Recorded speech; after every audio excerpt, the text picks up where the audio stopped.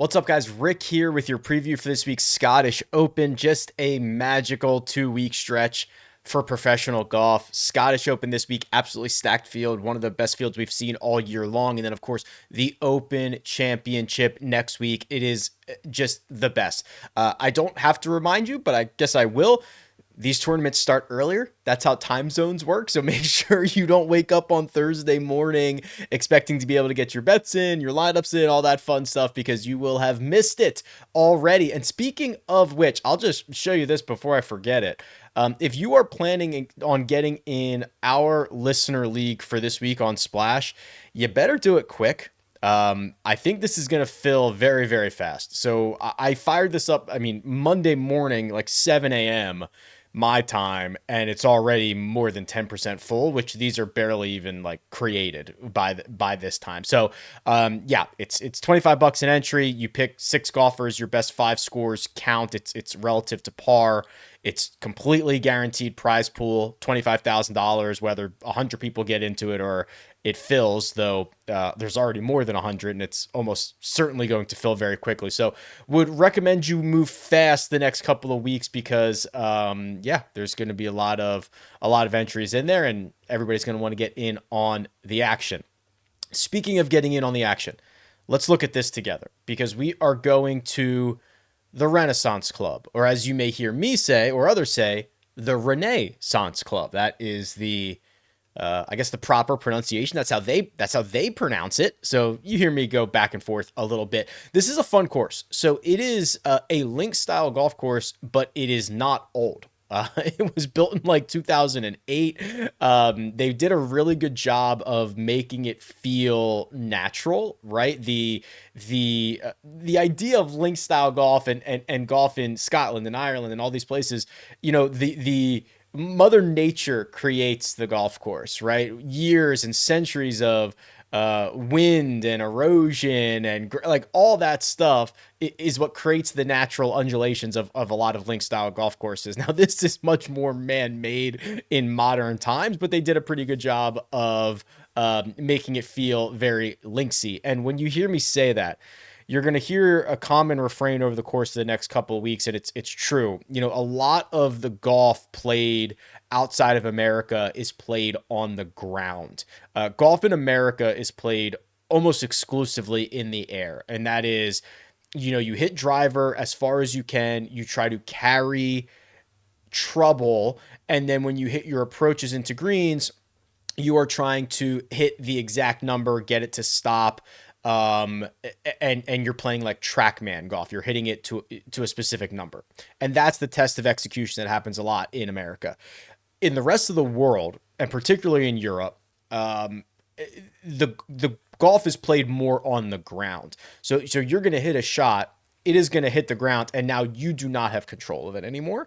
And it is going to roll, and it is going to undulate, and it is going to move, and you're going to get lucky, and you're going to get unlucky, and you're not going to be able to control it. And you're going to see a lot of that, particularly around the greens, right? You usually see larger green complexes with a lot of movement in them, and you can be creative on how to access these different pin locations. You hear guys talk about the way that you have to hit chip shots at Augusta National is you have to hit chip shots with spin, and you have to be able to hit shots with different types of spin on chip shots. You have to be able to chip slices, chip fades, chip draws, so that you can access pins by imparting spin on the golf ball, and then knowing what it's going to do when it hits the ground, how it releases, and to get closer to the location that you want, or to make sure that it doesn't come rolling back down to your feet. So that thought process is very much in place. So you're going to hear a lot about creativity and multiple ways to play every single hole and multiple ways to play every single shot, right? Link style golf to me gives you options, which means, hey, I could putt this from 30 yards off the green, or if I really trust my short game, I could go high, or I could go low, or I could hit a draw. Like, I have a lot of options in link style golf. You're going to hear that a lot over the course of the next couple of weeks. Okay, so now that we've gotten that out of the way, and you'll probably hear me say it quite a bit, this is the course key stats model on RickRunGood.com. This is my website, which I highly recommend that you check out. And this looks at every single um, stat category for every single player that has played at this golf course over the last X number of years. Now, we've got decent data at the Renaissance Club. We've got multiple years of it being a co-sanctioned PGA Tour and DP World Tour event. And then, of course, the Scottish Open was a DP World Tour event before that. So we've got decent data on it. And the one thing that sticks out to me is driving distance. So it's 10th, which means there are only 9 other courses on the schedule in which driving distance is more correlated to success than here at the Renaissance Club. And that's going to be important when we scroll down, and I'll just do it right now. If we look at the off the tee numbers, you do not hit a lot of fairways at the Renaissance Club. Almost every single hole is sub 60% in terms of fairways hit. The reason again for that, you do not control the ball when it hits the ground. That's link style. You might hit a very good drive, lands in the fairway, rolls 40 yards, and now is sitting in the first cut or in the rough or in the fescue or whatever that might be. So that's a lot of this statistical stuff happening here. The other thing is, because you're not going to hit a lot of fairways, now distance becomes a lot more valuable statistically. So you look at hole by hole, whether you would prefer to have a long drive, which is a drive longer than average, or playing out of the fairway, you get a lot more of these opportunities, especially compared to recent weeks where distance is better statistically. This is not my opinion. Like if you hit a longer drive, your scoring average is better than if you miss the fairway, right? That's just the numbers of it. So it makes sense that players who are long drivers of the golf ball have had a lot of better correlation to success at the Renaissance Club. What you're also going to notice is a couple of things here. The secondary stats, which by themselves are never great, but it starts to paint a picture. So the best stat possible is your current streak without a 3-putt. That by itself is wonky, doesn't make any sense, doesn't matter or anything. The way that I would translate that to this style of golf course is you usually can get a lot of longer putts or putts that have multiple breaks or putts that are maybe just a little bit more challenging or hard to read.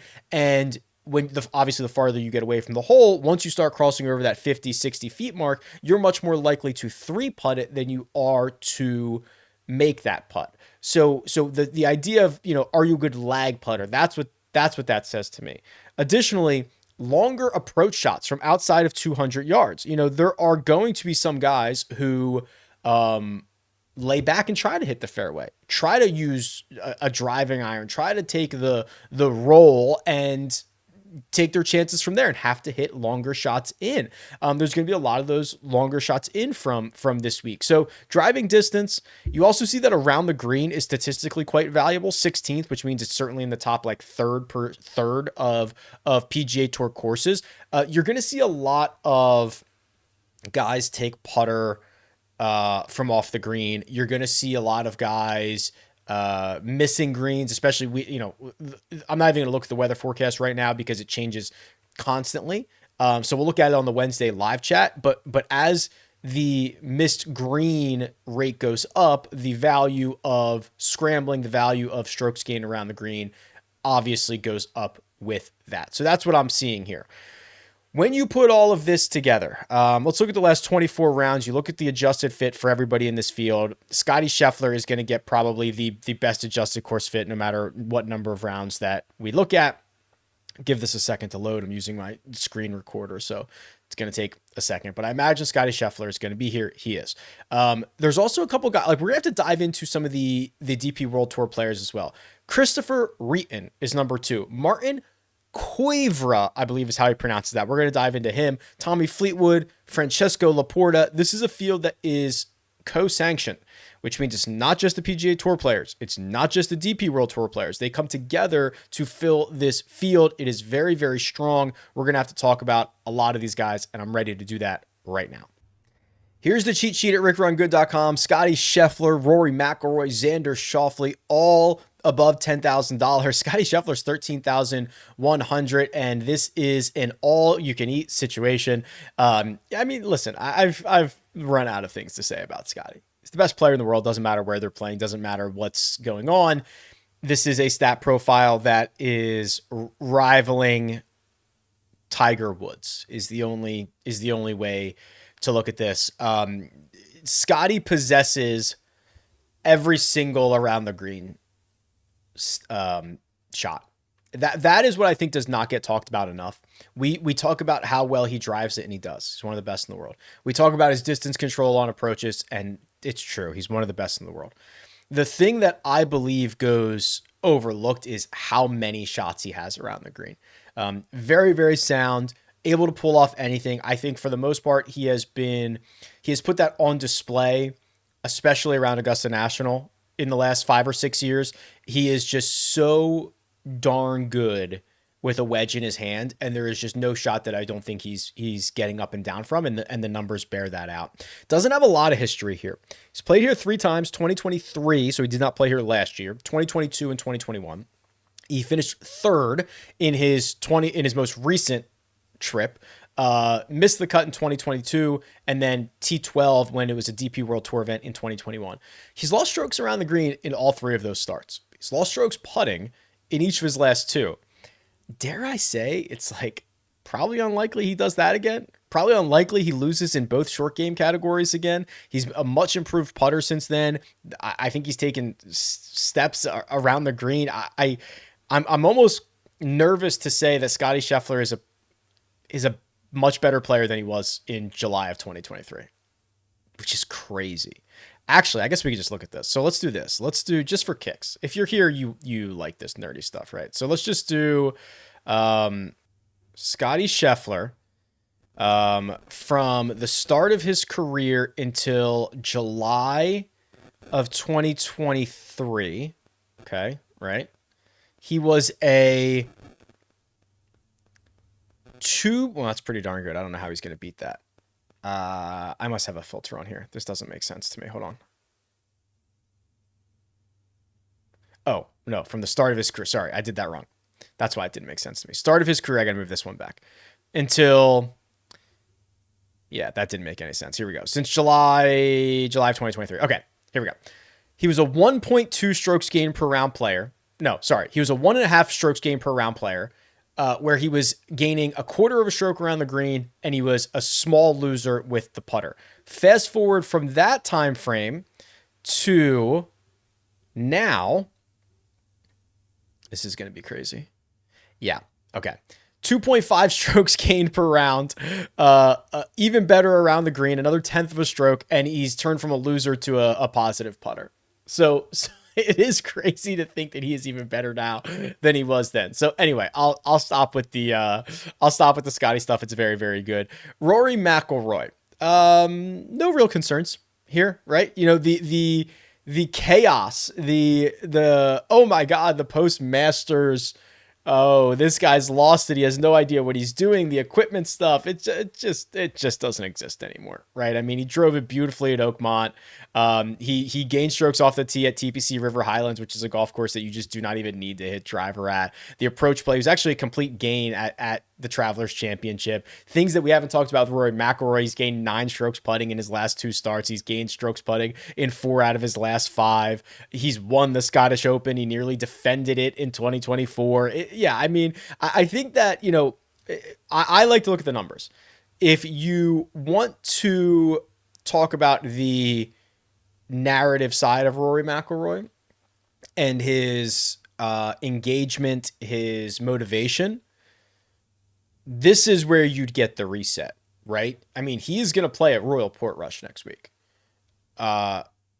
This is the lead into that. If you are not getting engaged to go home and play the Open next week and to play this week, an event that's very important to you that you've won in the past, you will never get up for another golf tournament again.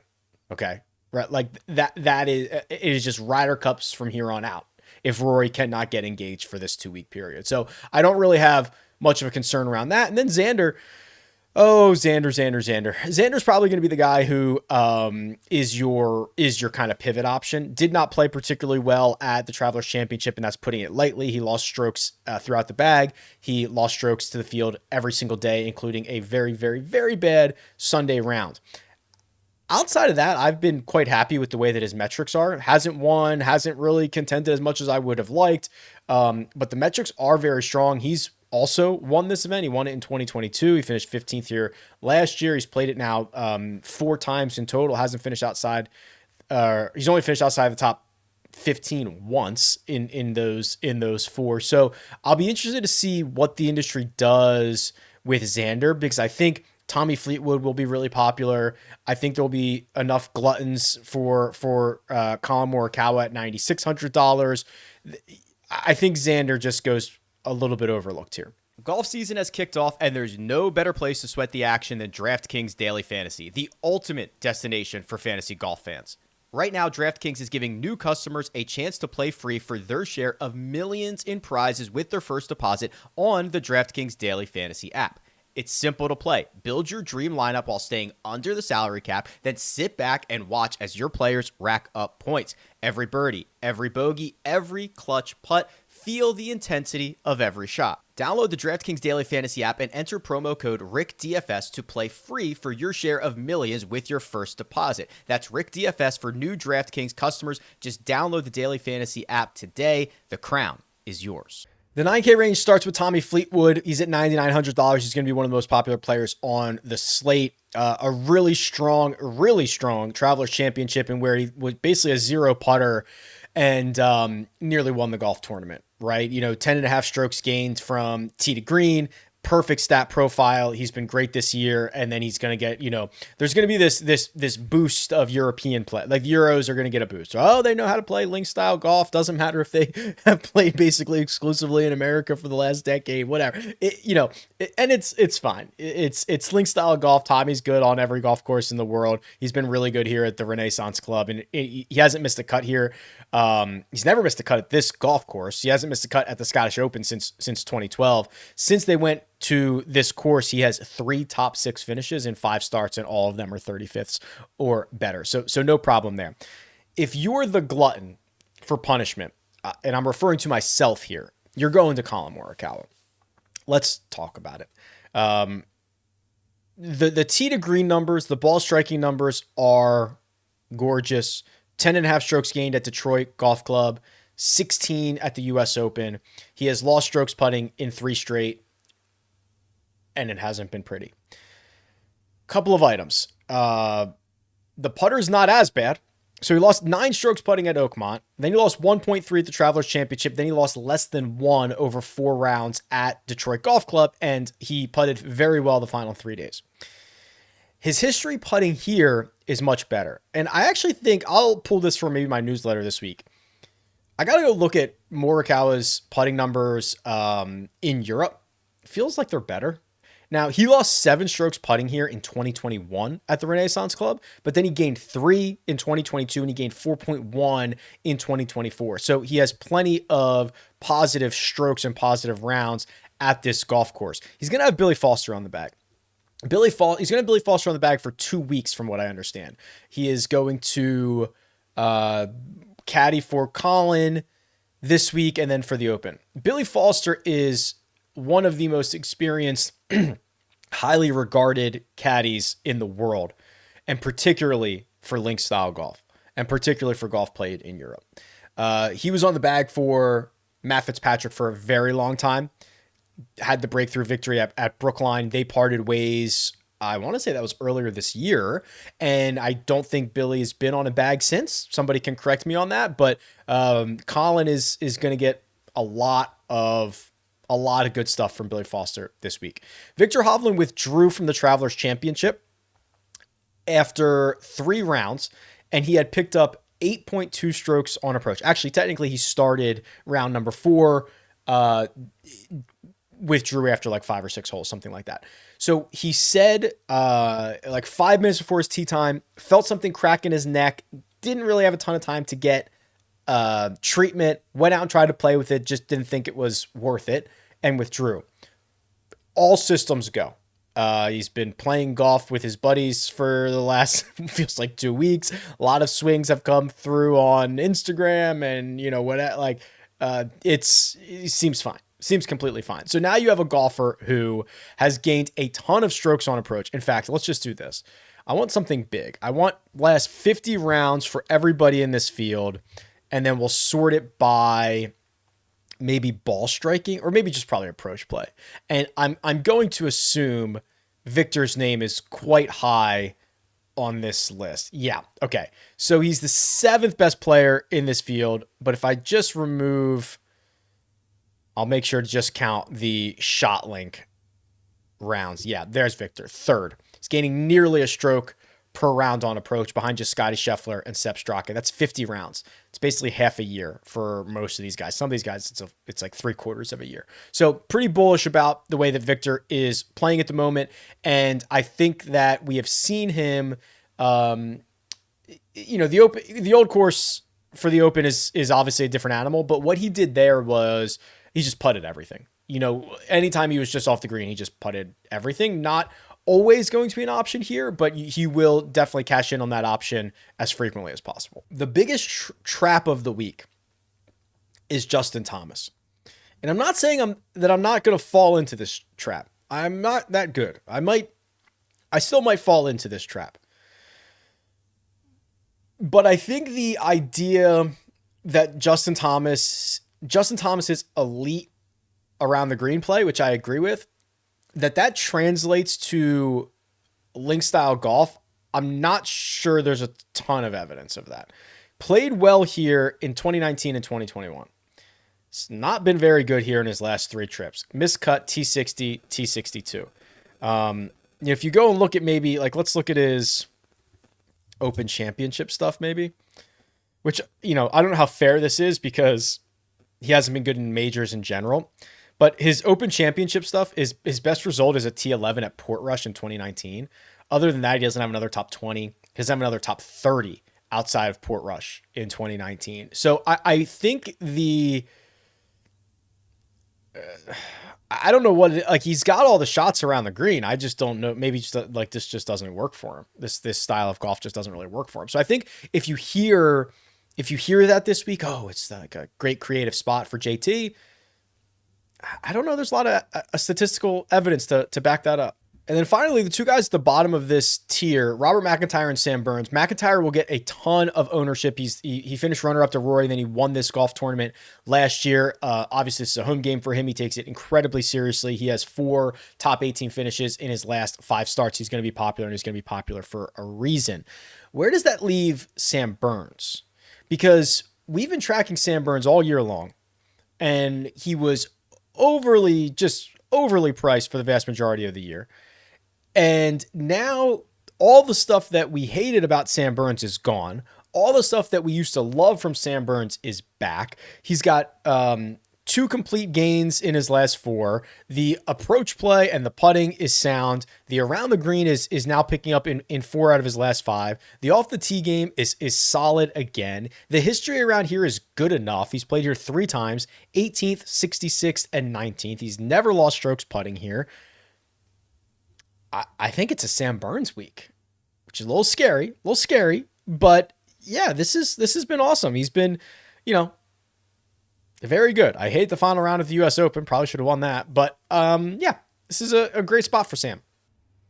This is such a good field here. I mean, the $8,000 range is stacked with great options. I want to point out Matt Fitzpatrick here, who has played a lot better golf since the Zurich Classic. So misses the cut at the Zurich. I played again with his brother Alex. Then has been on a very good run. Hasn't missed a cut since. Has 2 top 10s. Has 4 top 25 finishes during that stretch, and the stat profile is encouraging. He's now gained strokes on approach in 5 out of his last 7. He's gained strokes around the green in, that's 8 in his last 10. He's gained strokes putting in 3 of his last 5. He's gained strokes off the tee in 2 straight. This is the type of stat profile. So we're not completely there yet. But when Matt Fitzpatrick plays his best golf, he does it with complete gains. He does it with, solid play throughout the golf bag.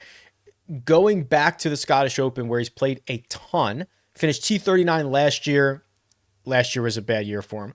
2023 missed the cut. Honestly, 2023 wasn't that good of a year for him. When he was playing his better golf, the 3 trips to this golf course were 14th, 42nd, and runner-up.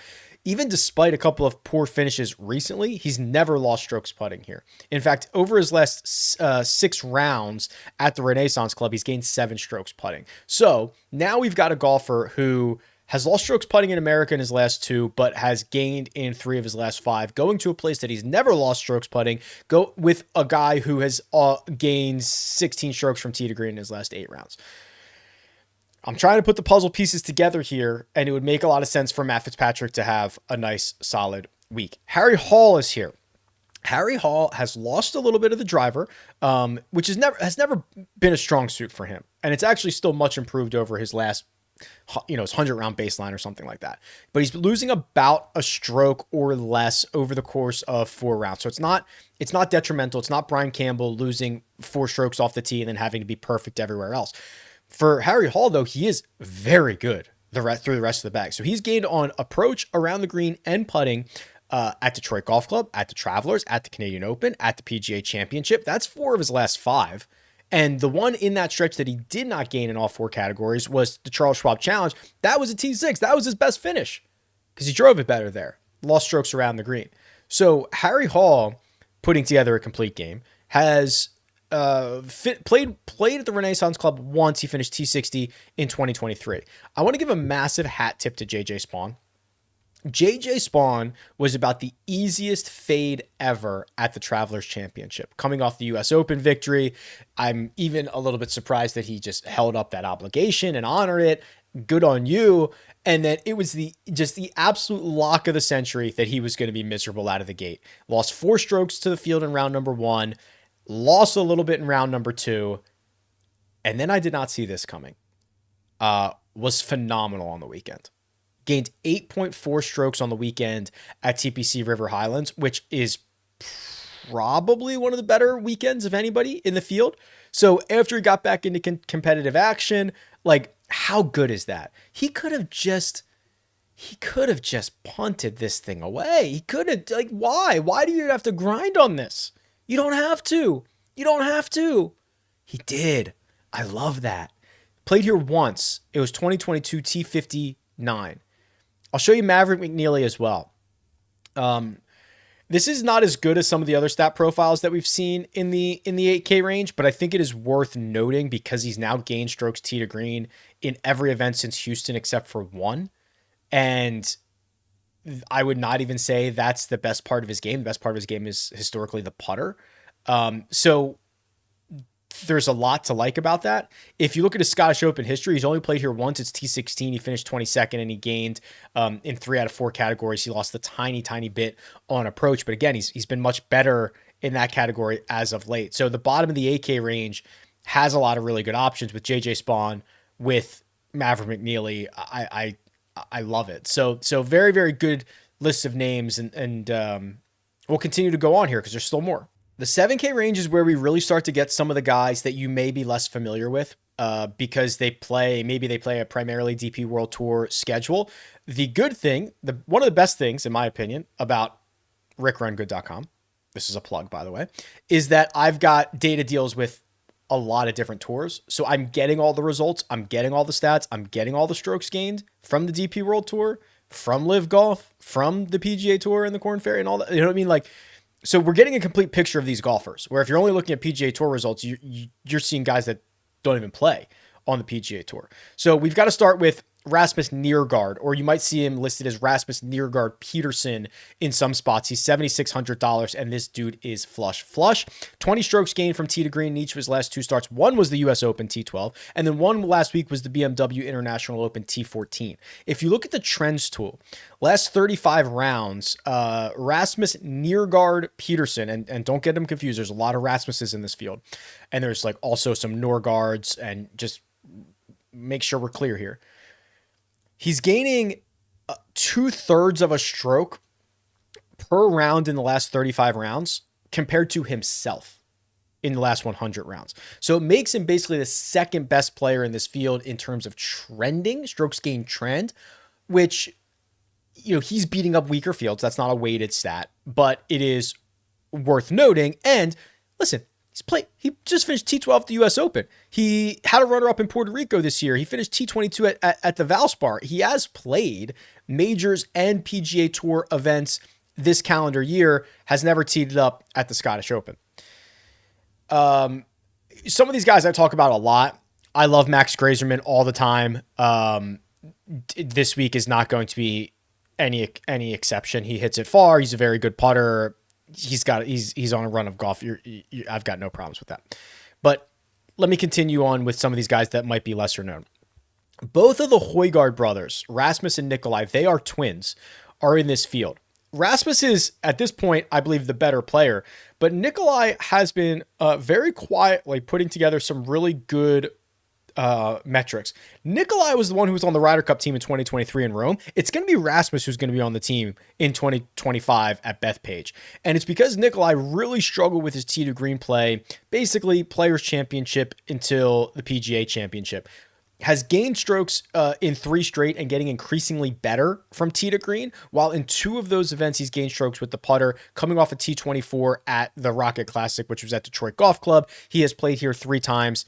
T6 was his best finish in 2023. He's lost strokes putting in each of his last 2 trips to this golf course. I think he is very, very live at $7,500. Jordan Smith is 73. Jordan Smith pops his head up quite a bit, plays a little bit, very little bit on the PGA Tour. You see him in major championships. You see him in DP World Tour events. He finished runner-up last week. It was a little bit buoyed by his putter. 8 strokes putting there, but he is a good putter. But he still gained 5.2 strokes from tee to green, basically the same number that he had at the Italian Open in the week prior. He is a very solid professional golfer on the world stage. Just going back to the start of May, he has 3 top 7 finishes: Turkish Open, Sodal Open. The ability to go 5 to 10 strokes from tee to green. Has played this event and at this golf course a lot. Mixed results, couple of missed cuts, couple of top 25s, struggles on the putting surfaces here. He's lost strokes putting in 5 of his 6 starts, but he's a better putter than that. So can we just marry all of that together? And then we need some insight. Maybe I could ask somebody. I've got some South African contacts. But why did Aldrich Potgieter WD last week?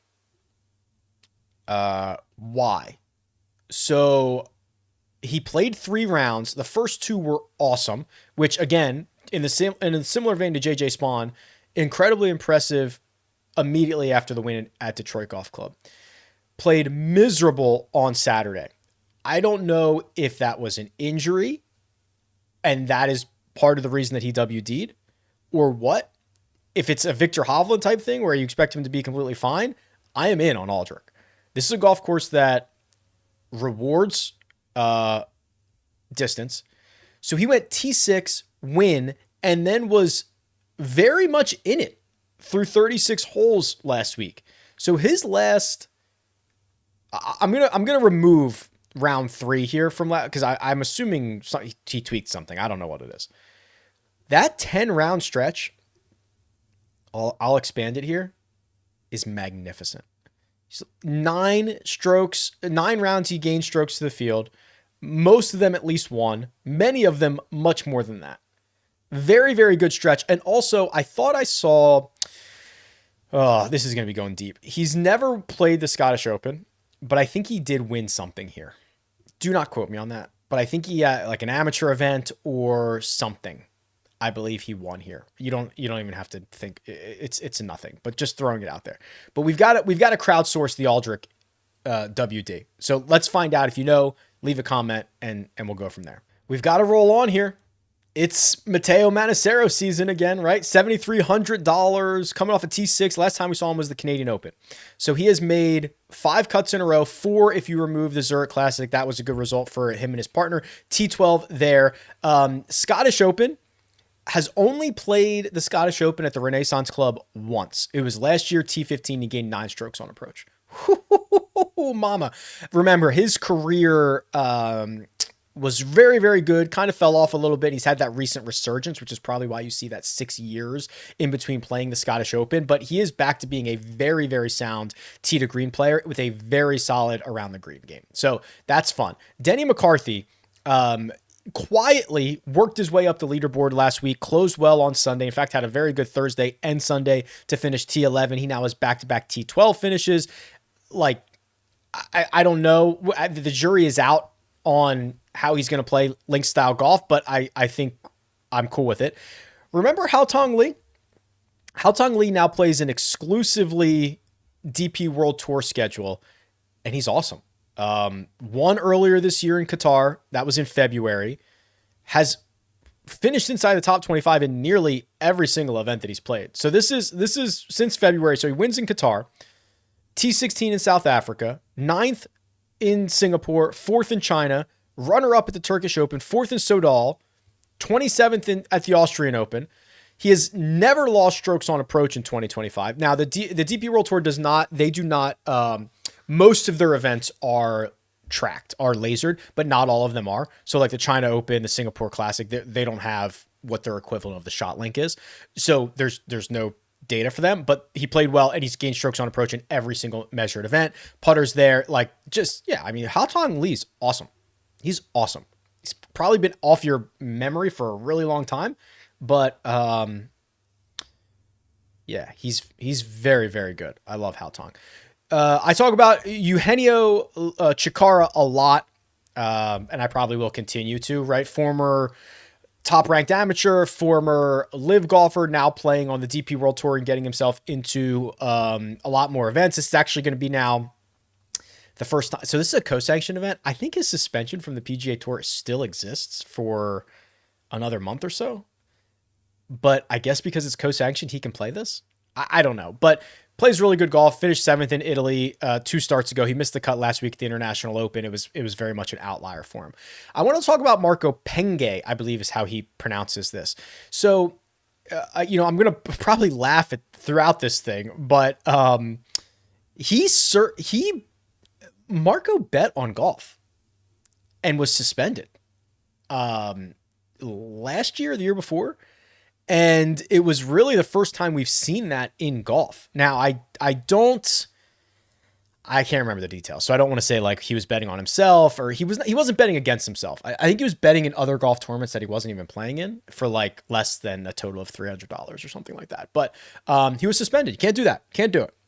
Well, won in Mission Hills at the end of April, so that's a win there. Missed his cut right after, normal. Now his last 4 are getting better and better. T28 at the PGA Championship, 25th in Sodal Open, 21st at the Italian Open, 11th last week at the BMW International, and last week was the only week he was a positive putter, and it was the smallest positive, 0.05 over 4 rounds. So he drives it beautifully. His second shots are pretty strong. There's a decent path to Marco finishing inside the top 15 this week. Okay, so the 6K range, and quite honestly, I'm going to be doing some of my research here with you because there are some names that we need to talk about that I need to get more familiar with. This is probably going to be long, but this is a fun video to do. So here's Martin Koivra, who is French. He is $6,900. And the reason that he jumps off the screen is a lot of these same events that these guys are playing. Remember, half this field is playing against each other all the time. Martin Koivra, it's probably way off because it's French, probably like, I don't even know. 5th at the Hanan Classic, wins the Turkish Open, misses the cut at the Sodal, 8th at the Austrian Open, runner-up at the Italian Open, missed cut last week. That is 20 strokes gained on approach in a 4-start stretch during that span. Tee to green numbers, phenomenal. Putter, usually very sound. Even if you go back further this year, more top 10s. Bahrain, Qatar. Really good golf here. Just really good golf. Has he played the Scottish Open? No. I want to see Christopher Wrighton, who is from Norway.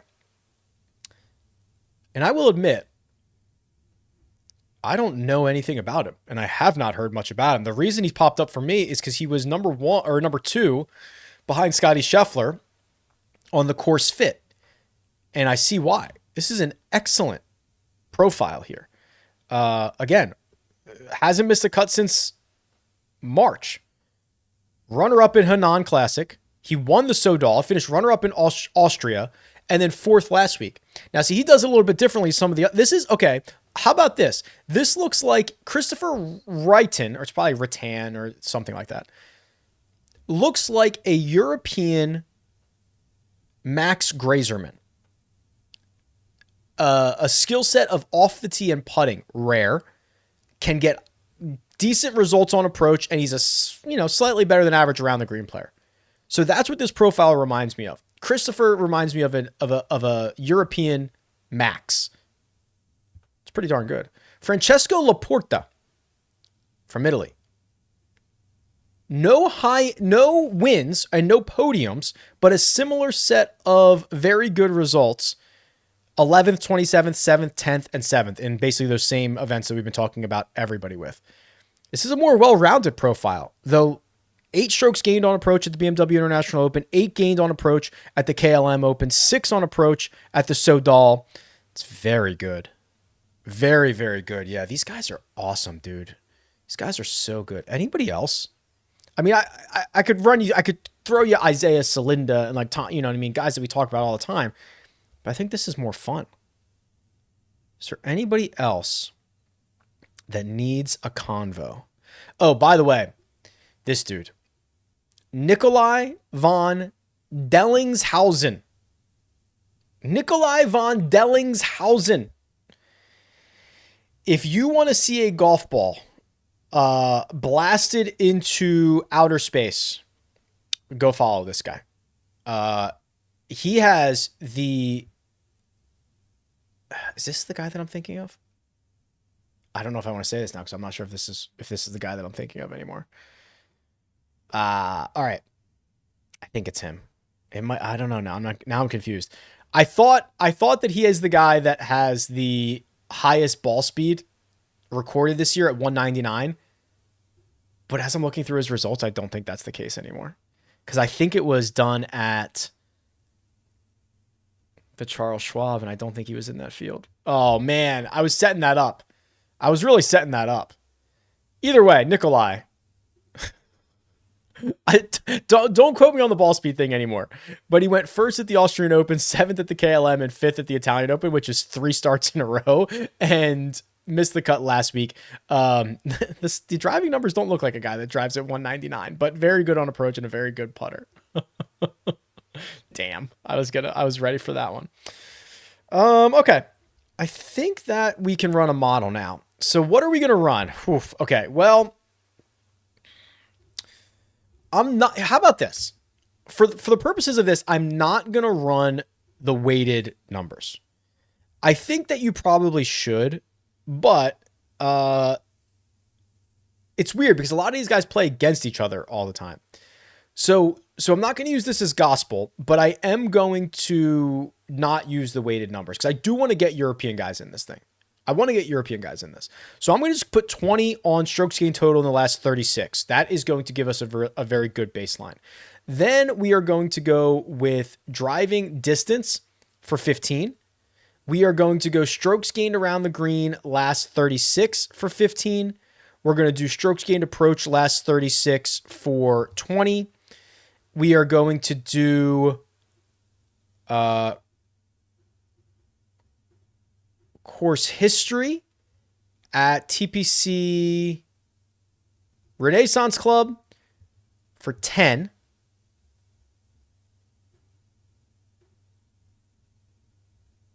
Then we're going to do... Oh, what do I want to do? There's so many good options. Let's do scrambling for 10. And there's so many good options. Let's up the course history to 20. All right. So my number one golfer is Scottie Scheffler. Okay. So Scottie Scheffler, Rory McIlroy, Matthew Jordan is 3rd. We'll click his name. Tommy Fleetwood, Sebastian Soderberg, Matt Fitzpatrick. Dude, Matt Fitzpatrick might win this golf tournament. Andy Sullivan is 7. Xander is 8. There's Christopher. Wrighton, 9th. Matt Wallace is 10th. Rasmus Niergaard Peterson is 11th. Let me look at Matthew Jordan real quick because that is a name that I did not see coming here. Okay, he's been playing all right. some decent results. He withdrew from the Austrian Open, but he had played well through one round. He missed the cut at the U.S. Open. That's his only bad result in his last 5. Interesting. Has never missed the cut at the Scottish Open. 2 top 25 finishes in 4 trips. Laporta is 17th. JJ Spawn 24th. That's a little surprising. Marco Penge at $7,000 is 31. Yeah, this is not what I wanted, but when my brain and my numbers didn't match up. Oh, that stinks. Okay, well, I've got a lot more research to do. I've got a lot more. I got newsletters to write. I've got a live chat to rock on Wednesday, 3 p.m. Eastern time. A lot of cool stuff coming for you this week. Absolutely stoked. But for now, I'm going to say best of luck, and I'll talk to you guys soon.